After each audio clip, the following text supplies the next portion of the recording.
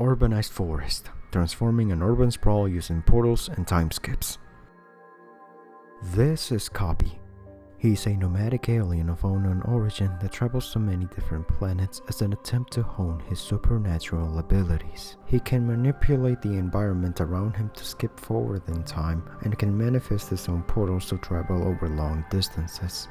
Copy is not very skilled in thinking about the big picture of his actions. Most of the time he looks straight ahead to the situation without thinking about its implications. This ends up resulting in many of his actions leaving negative consequences that Copy never looks back on kindly. But, ultimately, he has good intentions behind all of his contributions and has a desire to help those who are less fortunate than him, whomever that could be.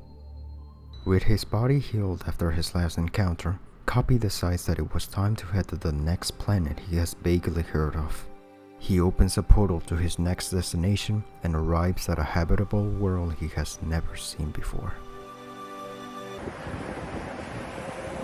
I don't know how to draw a fantasy setting, I'm sorry. He finds himself in an urbanized area in Florida, somewhere around South Miami. Like most urban sprawls in the United States, it consists of many suburbs and commercial buildings commonly traveled around using motor vehicles. For the sake of this presentation, I am going to make a couple of important differences that will separate this Miami from real-life Miami. This takes place in an alternative version of Florida, one in which there are way less trees in the land and a lot more pollution in the air.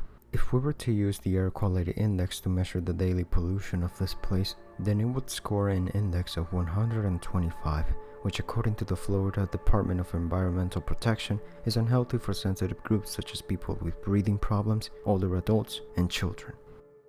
Now that Copy has learned about the environmental quality of this place, he wants to help improve this area for everyone living here.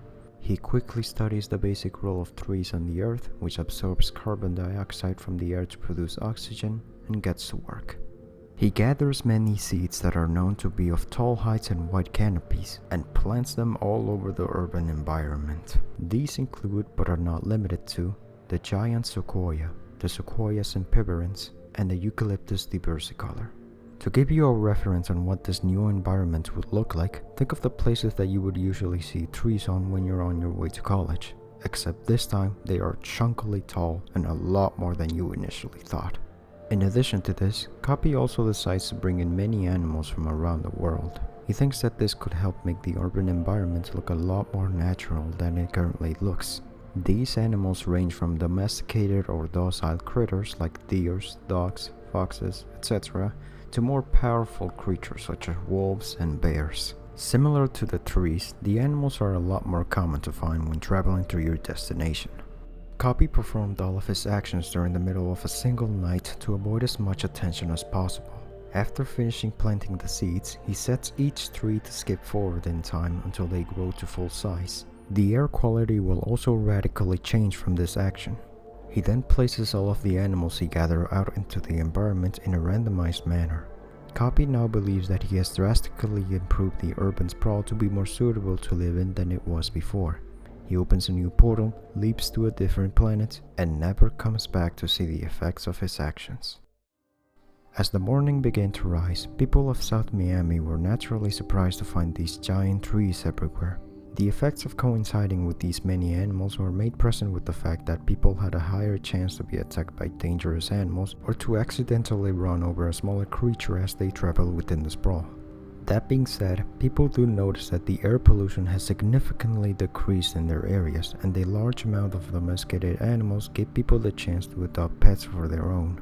I'll go into details about these consequences later on. In one way or another, everyone slowly adapted to the new way they live in this vastly different environment. One important question remains here though. Did Copy do the right thing? Needless to say, but we don't know any aliens that possess these mythical powers in our universe, so obviously there are no official standards that are specifically made in mind for the likes of Copy to follow. The closest approximation I can use is with those who work for human services, which aims to help people meet their needs for external services, or in this case, external actions. So to assess the ethics of Copy's actions, I will use the ethical standards by the National Organization of Human Services, or NOS for short. Adopted in 2024, there are 44 provisions under this code, separated by 7 subjects, but we will only focus on 2 specific provisions which bears responsibility to the public and society: the 11th standard and the 17th standard. The 11th standard states that human service professionals are knowledgeable about their cultures and communities within which they practice. They are aware of diversity in society and its impact on the community as well as individuals within the community. This means that COPY's actions must respect the cultures and beliefs of the communities he is affecting. The 17th standard states that human service professionals accurately represent the effectiveness of their techniques, authenticating its claims with empirical data and/or sound theoretical inferences whenever feasible. Because of this, COPY needs to substantiate his actions before committing to them entirely. We won't discuss who takes care of these trees after they were planted, or what happens to the emotional distress of the displaced animals. Those concepts lie outside of the scope of these ethical standards. COPY believed that planting more trees will diminish the large amounts of carbon dioxide in the environment, so after a time skipping the effects of the trees within the urban sprawl, his beliefs became true. The air quality index was now 22, meaning that many more individuals were suitable to breathe outside for longer periods. COPY's action is ethical under the 17th provision, but the same cannot be said for his next action. COPY never took into consideration the coexistence between the people and the high number of animals in their areas. Remember, this was predominantly a car-centric urban sprawl, so aside from the formidable animals, people had a higher chance of getting into car accidents due to the higher number of critters roaming around the roads. The only positive to come from adding more animals is that adopting pets became easier for many people, growing relationships with them a lot sooner than they thought. But that was it, and it was probably something that COPY never even intended to happen. Either way, the increased amount of animals in the sprawl proved ineffective for the community, and thus the 17th provision deems this action to be unethical. COPY also never looked into the community's beliefs before conducting this massive change near their homes. He assumed that none of his actions needed to be consulted by the people he was helping, since he always thought that more trees and animals would indiscriminately affect everyone. While his actions did affect everyone, it affected each community differently.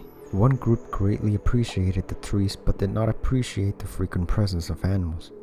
Another group would have preferred to have no dangerous creatures near the vicinity, and some groups appreciate the decrease in pollution but would have preferred that they were to achieve this in a completely different way. So under the 11th provision, COPY's action would be deemed unethical. Despite COPY's best intentions, his actions were overall unethical under the ethical standards of NOS. In retrospect, COPY should have seriously put more research into the consequences of implementing more animals to this car-centric environment. That, and a deeper understanding on the communities he's affecting, can go a long way. Since COPY doesn't plan on returning anytime soon, let's hope that he doesn't screw up a much more advanced civilization by accident.